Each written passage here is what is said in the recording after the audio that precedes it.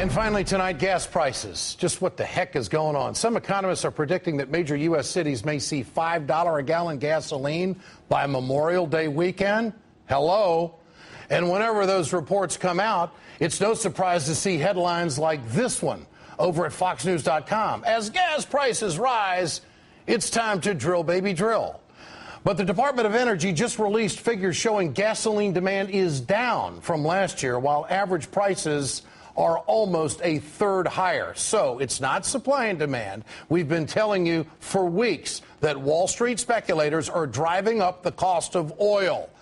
And yesterday, Goldman Sachs helped prove it. The investment giant told clients to sell commodities, estimating that speculators are boosting crude prices as much as $27 a barrel. This follows a Goldman Sachs research note last month that found speculators push the price as much as 10 cents for every million barrels they held. Joining me tonight is Dan Dicker. He was a commodities trader on Wall Street for some 20 years and is author of Oil's Endless Bid, Taming the Unreliable Price of Oil to Secure Our Economy.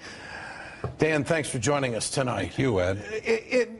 Make the folks at home that don't understand Wall Street and speculation and the nuances of it all, what's going on here? I'll make it very simple, Ed. What we have is we have a bunch of money just coming in trying to buy oil as if it was a stock. And these are using instruments that Wall Street creates and Wall Street sells. And the idea is to drive as much money as they can into buying oil as another asset class, something else that they can trade off of and make money. Now, we've had this happening for the last 10 years, but it's happened very quickly in the last 5, particularly in what they call index investments. We've gone from basically zero to $350 billion of index investment into oil and other commodities. Now, the problem with this is that the difference between a commodity like oil and a stock is that for a stock, you don't need another side of the trade. But for oil, you need to find sellers. But in fact, you can't find sellers in oil with all these people just rushing in to buy. All the traders, all the investors, all the pension plans, all the airlines, all the heating oil distributors, all the people who are making aluminum, everybody out there doing refrigeration, making drugs, they're all buyers. So what you have, in essence, to make it simple, is you have a whole group of people coming into a neighborhood where everybody has a house, and everybody's house is worth $200,000. Everybody's happy with their house.